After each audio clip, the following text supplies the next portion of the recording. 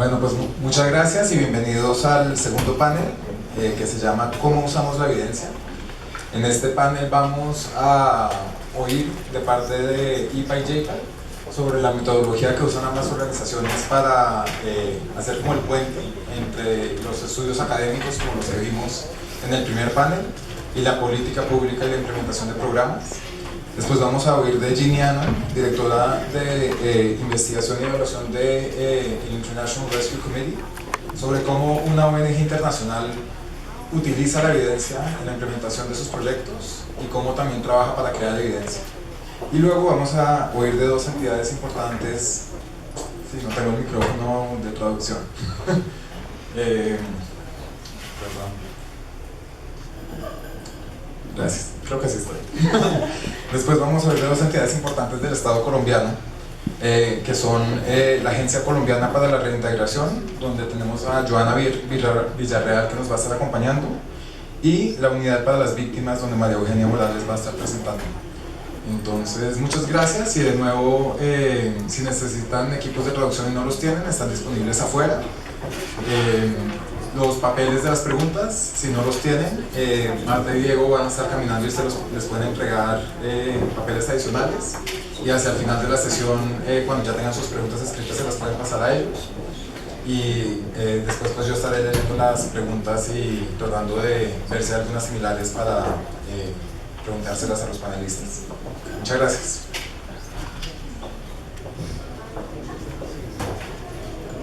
Buenos días a todos, mi nombre es Marta Garnelo, yo soy asociada de políticas senior en la organización JPAL-LAC, y hoy, para abrir este segundo panel, les voy a presentar brevemente cuál es la labor de IPA y de JPAL, y en particular cuáles son nuestras líneas de acción en lo que respecta a promover las políticas públicas basadas en la evidencia. Entonces, en primer lugar, JPAL es una red de investigadores afiliados, en este momento son 125 investigadores a nivel global, a los que une el uso de evaluaciones experimentales para contestar preguntas fundamentales en la lucha contra la pobreza. JPAL nació en el Departamento de Economía del MIT, y en América Latina tenemos nuestra sede regional en la Pontificia Universidad Católica de Chile. Y en Perú y en Colombia estamos trabajando en colaboración con IPA. IPA, o IPA Innovations for Poverty Action, es una organización no gubernamental de investigación, también basada en Estados Unidos, en New Haven, y que tiene oficinas en 14 países, entre ellos en Latinoamérica, en Perú y en Colombia. Entonces, ambas organizaciones tienen tres áreas de trabajo.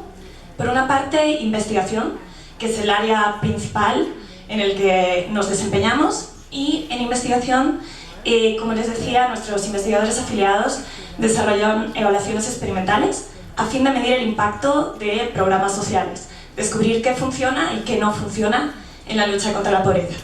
Y en este eje también tenemos lo que denominamos iniciativas de investigación.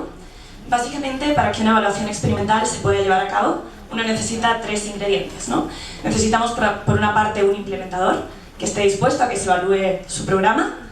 Necesitamos un investigador que esté interesado en trabajar en estudiar ese área, y necesitamos financiación. Las iniciativas de investigación, en cierto modo, unen dos de estos componentes. Tenemos la financiación para investigar en un tema específico, y tenemos una red de académicos que están interesados en trabajar en ese área. Y por el lado del postconflicto tenemos tres iniciativas, una de IPA y dos de JPAL, que están trabajando estas temáticas. Por una parte, la iniciativa de paz y recuperación de IPA, de la cual Chris es director, y la iniciativa del programa de paz y recuperación trabaja en qué programas son efectivos para promover la capacidad estatal, la capacidad del Estado, también en qué programas son efectivos para reducir la violencia y para enfrentar las crisis, sean estas crisis humanas, crisis de origen causadas por el hombre, crisis natural, desastres naturales, o crisis sanitarias, por ejemplo. Por otro lado, la iniciativa del Governance Initiative, o la iniciativa de gobernanza de JPAL, trabaja básicamente dos líneas. Una es la participación política, cómo podemos mejorar los canales de participación política, sea vía elecciones o sea vía otros medios de participación. y cómo podemos combatir la corrupción y ayudar a los funcionarios públicos a que hagan mejor su trabajo. Y finalmente, una de las iniciativas más recientes por el lado de JPAL es la iniciativa de crimen, que estudia cómo los sistemas judiciales pueden ser más efectivos a la hora de prevenir el crimen, y también otras áreas paralelas, como pueden ser otros programas sociales, educación, etcétera, que puedan tener impacto en la prevención y en tratar las consecuencias de la criminalidad. En segundo lugar, también trabajamos desarrollando capacidades, básicamente fortaleciendo capacidades de gobierno, sociedad civil y sector privado en evaluación de impacto y en particular en evaluación experimental. Y en tercer lugar, lo que denominamos lecciones de política, que es este área que mencionaba Sebastián acerca de hacer el vínculo entre la academia y los implementadores, entre la academia y el sector público, la sociedad civil y el sector privado, que es de este área del que les voy a hablar un poco más en detalle. Entonces, a nivel global hemos desarrollado los profesores afiliados a JPAL y IPA han desarrollado 638 evaluaciones en 65 países, y de ellas 110 se han implementado en América Latina y el Caribe, incluyendo en Colombia. A la hora de hacer el vínculo con las políticas públicas, lo que nos planteamos son dos preguntas. Por una parte, ¿es esta evidencia suficiente? Que la respuesta es no, aunque hay muchas preguntas relevantes de política pública que no han sido contestadas por investigación rigurosa. Y en ese sentido, si uno compara las ciencias sociales con las ciencias naturales, estábamos años luz, por así decirlo. En medicina, evaluaciones experimentales, tipo los ensayos clínicos que utilizan un grupo de tratamiento y un grupo de control, se han desarrollado más de 150.000, mientras que en ciencias sociales no debemos llegar a los 10.000.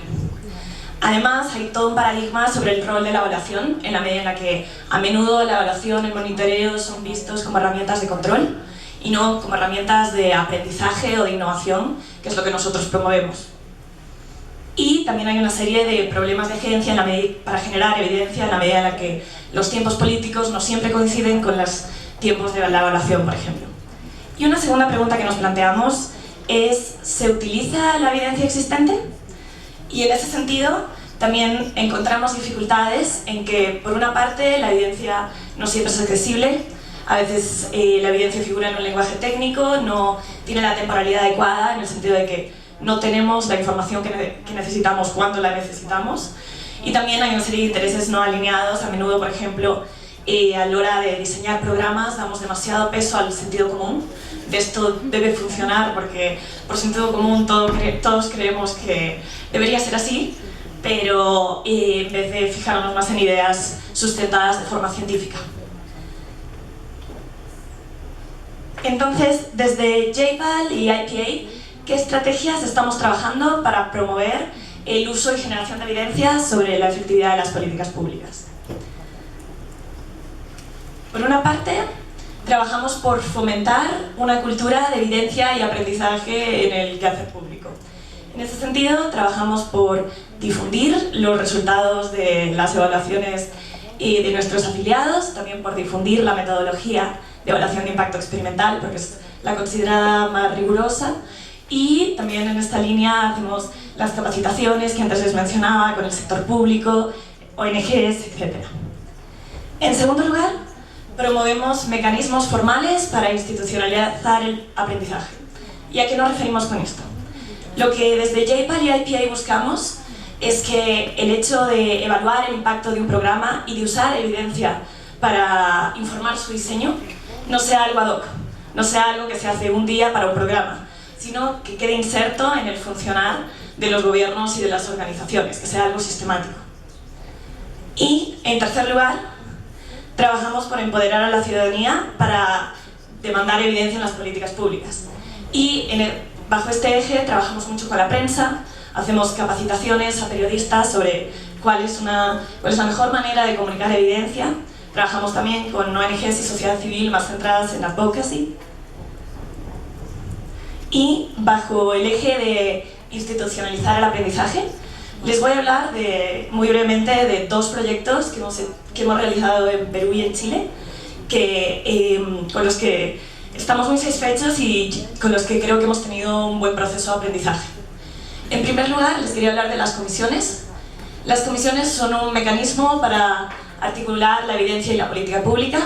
Básicamente, en lo que una comisión consiste es un espacio en el que juntamos a académicos y responsables de política pública para identificar problemáticas que enfrenta el país y pensar de forma conjunta soluciones basadas en evidencia que posteriormente puedan ser evaluadas de forma rigurosa. En ese sentido, tiene bastantes ventajas este esquema en la medida en la que los académicos aportan la calidad técnica y su conocimiento y expertise en el área en cuestión, mientras que el tener a los responsables de política pública sentados a la mesa nos ayuda a asegurar la factibilidad logística y política de esas propuestas, ¿no? Entonces, hasta la fecha hemos hecho 3 comisiones. La primera, la Comisión Brújula, en Chile en 2010, y las siguientes 2 comisiones se realizaron en Perú, las comisiones KIPU. La primera comisión KIPU fue en 2012 con el Ministerio de Economía y Finanzas de Perú y con el Ministerio de Desarrollo e Inclusión Social. Y la segunda comisión KIPU fue la comisión KIPU para el BRAEM, en la cual tuvimos la suerte de que Daniel Mejía participase. Y esta comisión tenía un enfoque regional, porque el BRAEM es el valle de los ríos Apurímac, Quene y Mantaro, y es una zona de conflicto con mucha prevalencia de narcotráfico. Entonces se consideró que ameritaba una comisión específica para la problemática de este área. Entonces, esta experiencia, a pesar de que fue muy beneficiosa, por una parte, nos enseñó de la utilidad de tener este espacio, un esquema de interacción entre la academia y la política pública, y salieron varios proyectos interesantes que el Estado peruano ha implementado, pero también nos encontramos con el aprendizaje de que para que las propuestas que surgen de estas comisiones realmente fuesen factibles, realmente se implementasen y se evaluasen, teníamos que dotar a la comisión de influencia y de recursos. ¿Y a qué me refiero por influencia y recursos? Por una parte, de recursos, hubo la problemática de que algunas de las propuestas, a pesar de ser propuestas basadas en evidencia de gran calidad técnica, no se implementaron por el hecho de que el sector en cuestión, al siguiente ciclo, al siguiente año presupuestal, no era algo que tenía en su política previsto, ¿no? Y no había reservado los recursos, y en ese sentido también hay recursos y una cuestión de voluntad política, ¿no? De destinar los recursos a ese fin. Y en eso nos liga el tema de la influencia. Y es que a menudo, por ejemplo, en las comisiones tipo en Perú, se hicieron con el Ministerio de Desarrollo e Inclusión Social. Y en ese caso, no sé cómo sea en Colombia, pero al menos en Perú, si el Ministerio de Desarrollo e Inclusión Social le dice al Ministerio de Salud cómo tiene que implementar su política, no necesariamente va a seguir sus indicaciones, ¿no? Entonces eso también fue un problema para nosotros, para la factibilidad de las propuestas. Entonces, la comisión 2.0, por así decirlo, la siguiente iniciativa en la que estamos trabajando, es un laboratorio de innovación en política educativa, que estamos desarrollando en colaboración con la Secretaría de Planificación Estratégica del Ministerio de Educación de Perú. ¿Y qué hace este laboratorio? Básicamente, este laboratorio, que está localizado, como les decía, en la Secretaría de Planificación del Ministerio, diagnostica problemáticas que las distintas unidades del Ministerio enfrentan a la hora, tanto problemáticas de gestión como problemáticas de no lograr los objetivos que se han propuesto, ¿no? A nivel de logros de aprendizaje, etc. Entonces, con la asesoría de un directorio de investigadores afiliados a J-PAL y IPA, proponen innovaciones, proponen soluciones para estas problemáticas, pero que a su vez sean de bajo costo, en la medida en la que no interrumpan asimismo la implementación de los programas que el Ministerio ya tenía planeado ejecutar ese año, ¿no? Y una vez tenemos esa intervención, se diseña la intervención y la evaluación a la par, es implementada por la unidad del Ministerio pertinente, y para evaluarla utilizamos datos administrativos, lo cual genera un esquema muy coste eficiente, tanto desde el lado de la intervención como desde el lado de la evaluación. Y finalmente, hacemos un proceso de gestión de evidencia, por así decirlo, en la cual los resultados de esas evaluaciones alimentan cómo se rediseña la política en el siguiente ciclo presupuestal. Y ahora mismo llevan 2 ciclos de innovaciones, estamos definiendo qué intervenciones se van a implementar en este segundo ciclo. Y estamos todos, tenemos muchas esperanzas en este proyecto, estamos todos muy satisfechos con cómo se está desarrollando. Y bueno, sin más dilación, la palabra a Dylan, creo que eso es todo por mi parte.